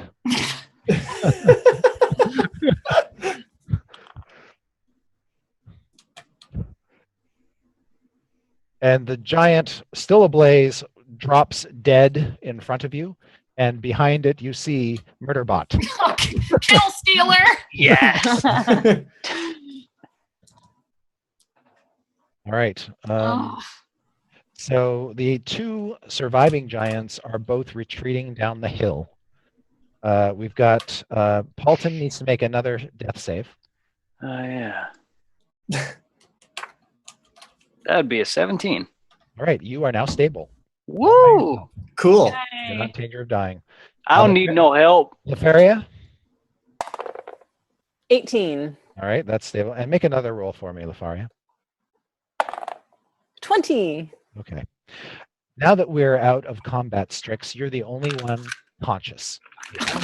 Besides Murderbots, you and Murderbot. Oh, come on. I just look at Murderbot and I'm like, All you hear is the wind. can you heal anyone? Or do you just kill things? He just sort of looks at you and kind of closes his mouth. Oh. Well, first thing Strix is going to do is just going to walk over to her discarded note. Yep. And just tuck it into the tree branches. All sad. Just be like, you tuck it in, and then you like walk 5 feet away, and then the wind rips your message out and takes it away on the wind. You see it blow away on the wind. And she'll stomp like, I guess I'll find the bodies and just start dragging everyone to the cave. Lefaria, as Strix passes by you, you being a monster, not really a hero, you are dying, but I'm going to let you have this opportunity to give a final parting soliloquy or word, or what are your dying words as Strix passes by you? I reach up to her and I like take my branches and I beg her to come towards me. So Strix, this creature kind of wraps branches around your ankle, kind of being pulled by you. Can we talk from here? I have a gift for you. Is it stabbing me? No. Okay. We'll get closer then. She reaches up to you and where's the thing? And she There's some sap on you. She like takes some of that open wound of hers. Oh, gross. No. And then she draws a circle on your forehead. Strix is very not into this. She says, Zardak at the forest edge. Is there a thing here? I can't find the thing that I'm looking for. She's still grossed out. Like, start wiping it off. Was not prepared for this. Where is the thing? Okay, so basically, yep. Yeah, she says, Hellstroth dons his elven crown. And then Strix is just like, that was literal gibberish. I don't know what that means. Does she know? Like, would she know what she was talking about? Is it magic? Yeah, can she feel anything? Yes. So you feel like you have just been empowered with some kind of great supernatural magic. More so than I had? Yeah, this is some sort of new magical gift that's been bestowed upon you. It doesn't feel like any sort of magic you've ever had before, but it's sort of in your being now. You know what it is. It's this supernatural gift. You think it might be possibly even divine. You're not exactly sure, but it has granted in you a powerful charm that enables you to polymorph. Oh boy! I mean, that was me saying it. Now you can make a history check, Holly. All right. Just gonna transform to a bird or something worthless. 11?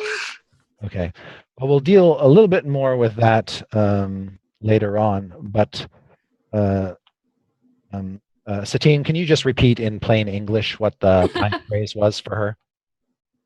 The charm? The one you just said. The last thing you said before you died. Oh, Hellstroth dons his elven crown. Hellstroth, right. Yeah. All right. You don't know with that role, Strix, who Hellstroth is. Okay. But at least you know the name. And now I can polymorph into... So the specifics of your charm we can deal with next week, but essentially a limited number of times before this charm is exhausted, you have the ability to cast the polymorph spell on yourself. So you can assume the form of any beast. Awesome. I want you to become a cloud. All right. So as this woodland creature dies and bestows this gift upon you, you now find yourself standing amidst the remains of your friends, who you've sort of dragged into closer to the cave. And Hootie's back too. Hootie kind of wanders back a few minutes later. Still, there's blood all over his fur, and he's in pretty bad shape. He's kind of limping. Oh, Hootie, no! All right, well, I'll drag everyone to the cave and like tuck them in. Okay. And then just make Hootie lay with them to keep them warm. Okay. And I'll just lick the weird stuff off my forehead. Okay. And then sit down all sad next to everyone. And that's where we'll stop for tonight. Yay! All right. Thank you, Satine, for joining us. Excellent job, Satine. Oh, you guys are so fun. Your track record is right on the same as every other ally we've ever had. I heard. Except for this time we got a prize. That's exciting. Yes, you did get a prize at the end. You outlasted some of the Waffle Crew. Which, Before we break off, just any announcements? Satine, I know that you are part of another game. You want to talk a little bit about that? Yeah, Maze Arcana. We shoot live on mazearcana.com, twitch.tv/Maze Arcana, and it's dungeon mastered by Rudy Rutenberg, and it's myself and Kyle Vogt, Mylan Sarli, and Kurt Casares every Sunday. In what world? In what world are you playing? Oh, yeah. So we play Dungeons and Dragons, but in the world of Eberron, and there's forges, and there's airships and lightning rails, and it's anybody looking for their Eberron fix, you know where to go. Maze Arcana. Yes. All right. What else you guys got going on? Anything you want to talk about? Not this weekend, but next weekend I will be over in the Gaylord National Hotel in Maryland for KatsuCon. Not in any official capacity, but I will be there and around, so feel free to say hi. And this weekend I'll be at Kindness and Mischief Coffee here in Los Angeles. There's an art market on Saturday from 6 to 9. So if you guys want to come see a bunch of creators, it's going to be a fun little art market. It's going to be real cute. And you can get coffee and it'll be nice. So, yay! If you're bored. And then announced this already last week, but it's still not till March. But myself and a couple musician friends, we are playing California tour dates in, like I said, March. We're playing House of Blues, San Diego, March 11th, and Terragram Ballroom in Los Angeles, March 12th. Tickets are online just at NateWantsToBattle.com. So if you want to come hang out, that'll be great. All right. And that's all, folks. Thanks for tuning in, and we'll see you. Next week is Valentine's Day, right? Right. Yes. So no game next week, guys. Love Trump's D&D. So we will be back on the 21st for the next episode of Dice Camera Action. Please tune in, and we'll see you then. Bye-bye. Bye. All right. Bye.